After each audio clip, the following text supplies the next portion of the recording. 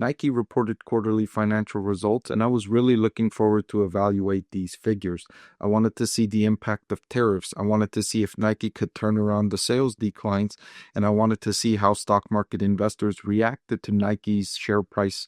And it looks like they liked what they saw, and Nike stock is up over several percentage points following these earnings results. So I'm going to go through some of the details here, highlight what they could mean for investors, and update my recommendation or my rating on Nike stock. So Nike's management team said that this quarter, their Win Now actions, which is their strategy to turn things around, they're calling it Win Now. These actions drove momentum in areas that they prioritized with running, North America segment, and wholesale partners.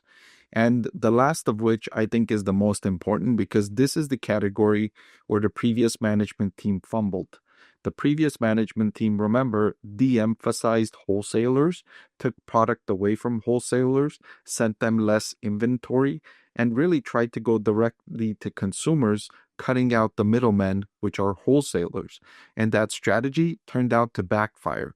That's what Nike is trying to turn around now, because that was the big strategy from the previous management team, and it turns out it didn't work well, right? I've talked a lot about how management teams come to investors and they tell investors how they have some grand strategy, how they have this new thing that they're going to do, and they're optimistic that it's going to work well. But it doesn't always work well. Sometimes things go south, and the CEO has to answer to investors. The CEO that implemented that strategy, the direct-to-consumer strategy, was kind of forced out. They now have a new CEO, Elliot Hip. And the same thing happened with other companies, right?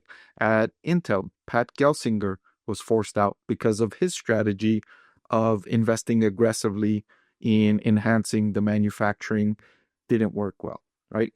The founders and the CEOs and the leadership team at Peloton, when they made those big expansion plans during the pandemic when gyms were closed and their sales were soaring, turns out that was a big mistake, right?